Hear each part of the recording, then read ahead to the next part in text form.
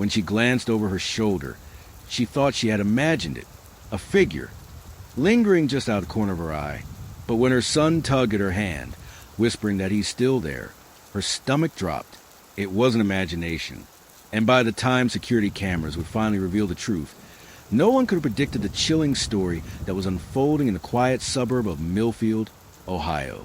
If this story shakes you, make sure to subscribe and click the bell to Cold Case Secrets, where we uncover the truth behind the world's darkest mysteries. Jennifer Marks was the kind of mother every community admired. Soft-spoken, attentive, always ready with a smile or a comforting word. She and her 6-year-old son, Alex, had moved to Millfield just a year earlier, seeking a quieter life after a messy divorce. The town itself seemed peaceful, the streets lined with neatly trimmed lawns, the occasional bark of dog, the hum of distant traffic. But even in a town like this, darkness sometimes finds a way to slip unnoticed through the cracks. It was a chilly Thursday afternoon, early November. Leaves swirled across the sidewalks in golden brown waves. Jennifer had taken Alex to the local grocery store, just a quick trip to grab supplies before dinner. She had no idea that someone had been watching them the entire way. Security footage from the store's cameras would later show a man, mid-30s, dressed in dark clothing, following them closely. At first glance, he looked like any other shopper. But careful examination revealed a disturbing pattern. He mirrored Jennifer's movements, lingered near the exits, and never purchased anything.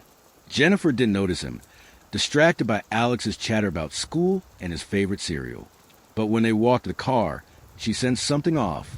The parking lot, usually bustling, seemed oddly quiet. The man was there again, standing just a few cars away, staring at them without a blink. It was subtle, a whisper of danger. And by the time she returned home, she thought perhaps she had been overreacting. That night, though, the feeling refused to fade. Shadows at the edge of her vision, the creak of a floorboard that shouldn't have moved. The next morning, the first sign that something was terribly wrong appeared on her front porch. A folded piece of paper, written in meticulous, looping handwriting. "I see you." The discovery of that note prompted Jennifer to call the local police. Detective Marcus Harlan, a veteran investigator with over 20 years on the force, was assigned to the case. He took the threat seriously. "Anytime someone's being watched, especially a child, we treat it as urgent," he said later. Hours of footage were combed through. Every angle, every frame, every second was examined with painstaking attention. And then it happened the moment that would turn the case upside down. On the store's security camera, the man's attention suddenly shifted. He wasn't just following them, he was communicating with someone else. A hand gesture, barely noticeable, to a figure waiting across the street. For the first time, the investigation revealed this was no random stalker. This was orchestrated. Detectives began interviewing neighbors, store employees, anyone who might have noticed unusual activity. Some mentioned seeing a man loitering outside the grocery store for weeks. Others noticed him photographing the neighborhood subtly with his phone. But no one had connected these observations until now. Then came the breakthrough. A small-town mechanic, known for tinkering with security systems, came forward. He had noticed a man trying to disable traffic cameras near the area days before. He was planning something, the mechanic said, and he wanted no witnesses. Weeks into the investigation, the true horror came to light. The man was not a stranger at all. He was someone Jennifer had unknowingly interacted with, a seemingly friendly neighbor who had lived just 2 blocks away. He had watched her, memorized her routine, and had been silently orchestrating a plan to get closer to her child. But the real shocker came from the surveillance footage itself. The figure across the street, the one communicating with the stalker, wasn't another adult. It was Alex's father, her ex-husband, orchestrating the harassment from behind the scenes. A bitter custody battle, a simmering resentment had all escalated into something terrifyingly personal. The detectives were stunned. The case was no longer a random act of danger. It was calculated, manipulative, and heartbreakingly close to home. Arrests were made. Both men faced serious charges: stalking, harassment, and endangering the welfare of a child. Jennifer and Alex were placed under protective measures while the legal process unfolded. The town of Millfield struggled to reconcile the quiet suburban streets with a level of deception that had existed right under their noses. For Jennifer, the emotional scars were deep, yet there was a grim relief in knowing the perpetrators were caught. Still, nights were restless, shadows longer, and every stranger's glance a potential reminder of what had happened. The detectives began tracing the man's movements over the past several months. His activities weren't limited to Millfield. He had been spotted in nearby towns, parks, schools, shopping centers, always observing, always meticulous, always careful to leave no evidence behind. Digital footprints revealed encrypted messages. Maps marked the locations, and a chilling fascination with families who lived alone. But there was something else, something personal. Hidden among his files were photographs of Jennifer and Alex taken months before the harassment began, long before the ex-husband's involvement became apparent. The realization hit the team hard. The neighbor's collaboration with the ex-husband had been a calculated distraction. The real mastermind had been someone else entirely. Someone who had been patient, methodical, and terrifyingly clever. Authorities expanded the search, interviewing former colleagues, acquaintances, anyone who could shed light on this mysterious figure. Detectives discovered that he had moved frequently, leaving towns before anyone could connect him to troubling patterns. In one particularly tense moment, surveillance footage from a local grocery store revealed him again. Only this time, he was wearing a disguise. He lingered near the same type of store where Jennifer had been followed, but his eyes betrayed him. Something familiar, a recognition that no mask could hide. Harlan reviewed the files with growing dread. The man's obsession wasn't just with Jennifer or her son. It was with the concept of control, of watching families from a distance, inserting himself invisibly into their lives. The twist that stunned investigators came from an unlikely source. A private investigator hired by a neighbor who had grown suspicious months earlier. The PI had documented the stalker's activity across several states, noting a pattern. He often targeted families where there was tension or separation, feeding his own sense of power over vulnerable lives. The most horrifying discovery, however, was his ultimate goal. Hidden in a digital folder marked only with initials, the investigator found a video surveillance of Jennifer's home, inside the living room, while she and Alex slept. The audacity and intimacy of it was terrifying. He hadn't just been following them, he had been invading their private sanctuary. Detective Harlan later described the feeling. It was as if someone had been inside our heads, knowing our fears, anticipating every move. Jennifer was moved to a secure location with Alex. Authorities warned neighbors and residents to remain vigilant. But despite the arrests of the ex-husband and neighbor, the sense of vulnerability lingered. The FBI became involved when the stalker's multi-state patterns emerged. His history suggested a sophisticated, obsessive individual who had eluded detection for years. The case was no longer just local, it had national implications. Jennifer struggled with the fear that the man was still out there, still watching, still planning. Every creak of a door, every stranger's glance, felt like a threat. And yet, she refused to live in fear. She had survived the first wave of terror now. She would survive the next. Investigators worked around the clock, tracing communications, phone records, and financial transactions. Slowly, the picture emerged. The stalker had befriended a new neighbor months before Jennifer moved in with a man who presented himself as helpful, reliable, even charming. He had gained Jennifer's trust, volunteering for small favors, always polite, always unobtrusive. Behind the facade, he had been meticulously gathering information. When Jennifer left the house, when Alex was at school, who she spoke to, and how she moved through her day-to-day life.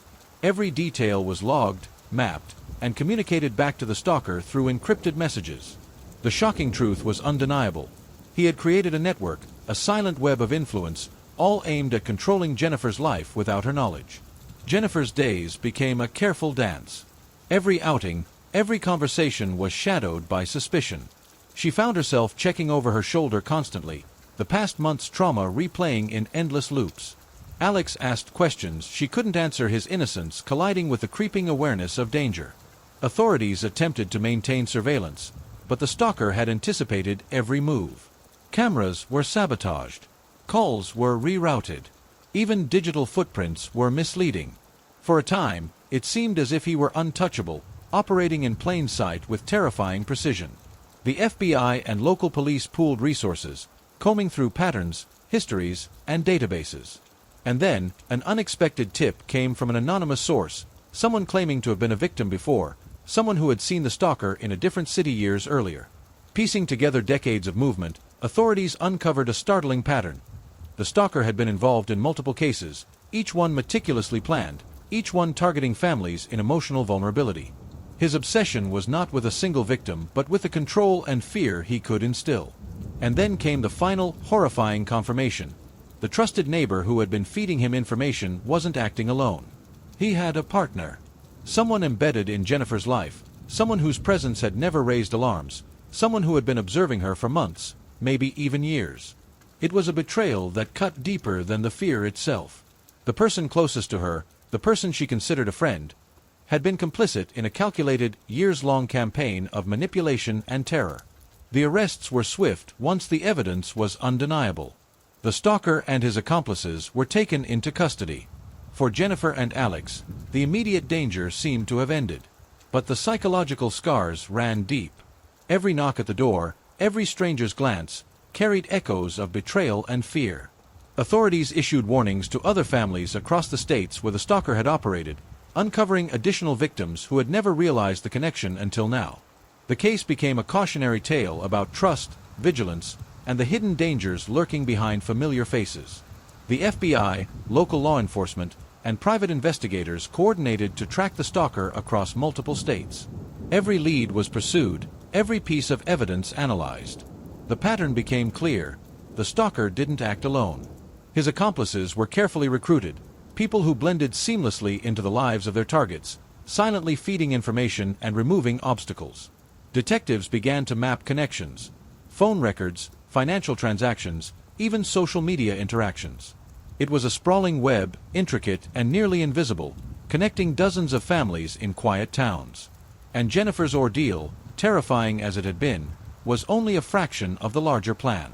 While Harlan focused on tracking the stalker, Jennifer and Alex were relocated again for their safety. But the psychological toll was immense. Alex had started having nightmares, waking in the middle of the night, whispering about the man in the dark. Jennifer felt the weight of constant vigilance pressing down, the anxiety inescapable. Then came the chilling discovery. One of the stalker's accomplices was already inside the town. Someone new, someone no one suspected, a caregiver at a nearby daycare. They had been quietly observing families for weeks, noting routines, picking the perfect time to strike. The detectives realized the nightmare was far from over. They weren't just chasing one man, they were chasing a network, a carefully orchestrated operation that could extend anywhere, touching lives without anyone realizing it. The breakthrough came from an unexpected source: Alex himself.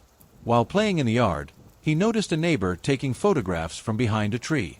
When Jennifer confronted the person, they tried to deny it, but security footage confirmed the truth. The neighbor was part of the stalker's network, one of the eyes that had been silently monitoring them for months. And worse, encrypted messages found on the stalker's devices revealed that this network had been planning something even more sinister. An attempt to isolate Jennifer completely, to manipulate her life in ways no one could have imagined. The emotional weight of this realization hit Jennifer like a tidal wave. The danger had never been random. Every glance, every friendly interaction, every note left at her door, all of it had been orchestrated, calculated, methodical. And it wasn't over. Authorities moved quickly to dismantle the network, making multiple arrests and issuing public warnings. The stalker and his inner circle faced the full force of the law. But even as the arrests were made, the psychological scars remained. Jennifer and Alex tried to reclaim a sense of normalcy, but the world felt smaller, darker, more suspicious. And Detective Harlan knew. Even with the arrests, the shadow of this network could never be fully erased.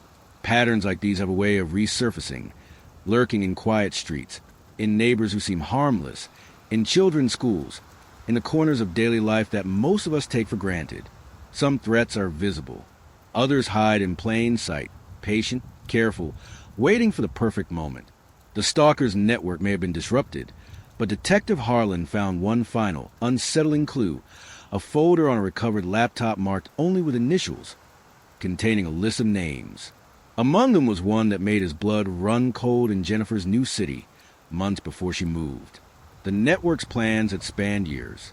And now, the question that haunted every investigator and parent alike was clear. Had they caught him in time, or had the shadow already moved on to the next target? The darkness was still out there, and the story was far from over. Thank you for watching Cold Case Secrets.